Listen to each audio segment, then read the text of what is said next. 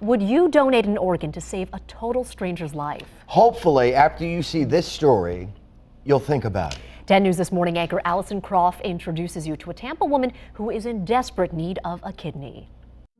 Arlene DiBenigno has spent the last 4 years waiting. I'm just scared, I'll be honest. I'm just, it's the fear.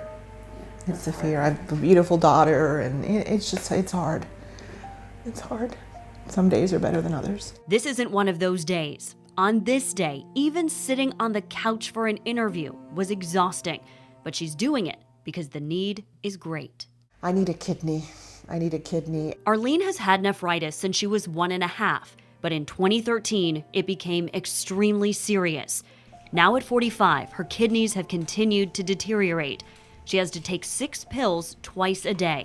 That's on top of dialysis 3 times a week for 4.5 hours. Every time I feel a twinge, every time I feel a little something, it's that, oh my gosh, if this stops working, I don't have any other outlet. Arlene's best bet is a living donor, but that's tricky. Her blood type is O positive, and she has high antibodies. Nothing less than a perfect match will work. She's one of 100,000 people on the kidney transplant waiting list. Last year, 18,000 people had kidney transplants, and there were about 36,000 added to the list. That's what makes the need for living donors so important. There's a tremendous psychological benefit and satisfaction than able to do that for someone that you care about. Dr. Charles Sanders is the medical director of the kidney transplant program at Tampa General Hospital. While he says the good outweighs the bad, he says a perfectly healthy person still has hesitations about donating a kidney. It is a major surgery.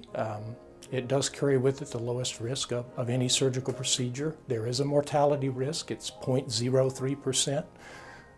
To state that another way, about 3 in 10,000 chance of dying. To see if you're a match, you have to go through an interview and a blood test. Once you pass those, it's a CAT scan and an evaluation by a surgeon.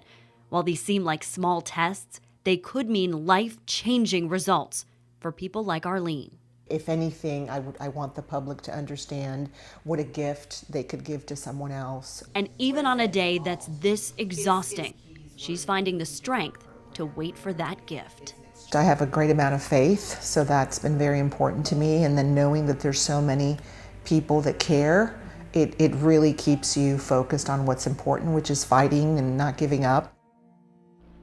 Arlene's family, friends, and even total strangers have been tested, but no one's a match. That's why we're doing this story, to find Arlene a kidney. You can get all of the information to see if you're a match at WTSP.com. And while you're there, Dr. Sanders talks about the Paired Exchange Program if you'd like to donate, but you're not a match for Arlene.